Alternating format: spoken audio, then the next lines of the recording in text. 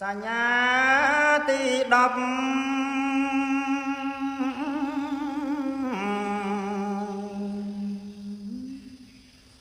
ភិក្ខុណា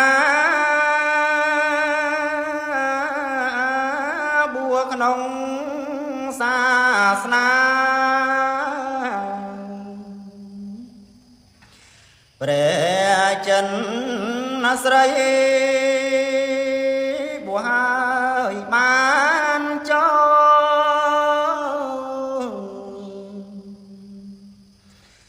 ទៅកាន់ព្រៃជ្រកនៅអាស្រ័យ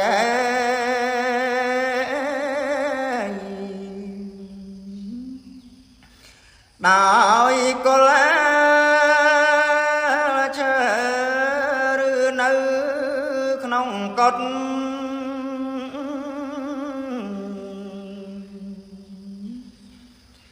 ក្នុងទេស្ងាត់ណាអង្គុយប្រតិបត្តិ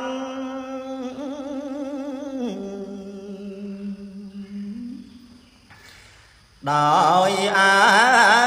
ពើតាំងពេលជើងស្ដាំ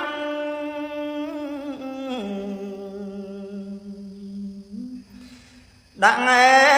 ខាងលើកាយទៀតក៏ធ្វើ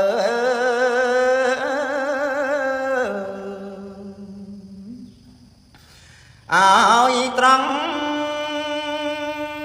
ខ្លួនតាំងពេលជើងស្ដាំ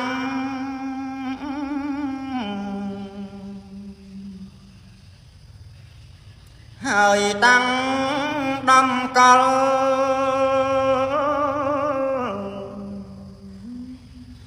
នៅស្មារតីបិទទ្វេទាំង3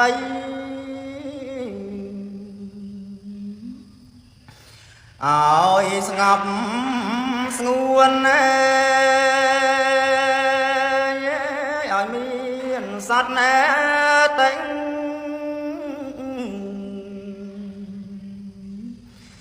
នឹងមមួនតាំងរាប់ចំនួន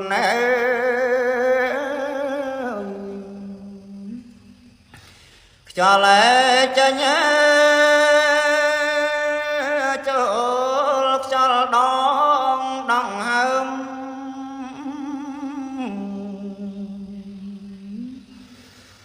ចេញចូលវែងដឹងក្នុងខ្លួនឯង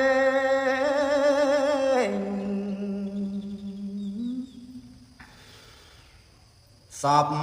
ទាំងមូលបើដង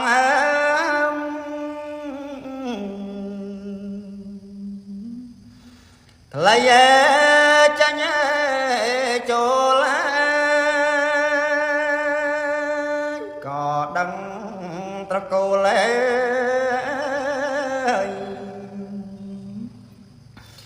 ខ្យល់ទាំង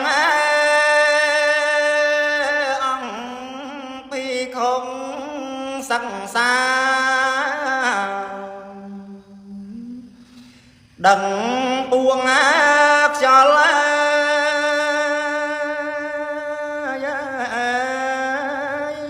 ចាញ់ចូលអិនសល់ដោយច្បាំងឡងរងប់នាមកាយក្រនគ្រីតអង្គដែលជារបស់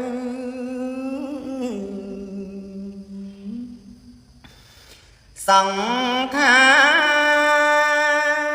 រាភិក្ខុសិក្សា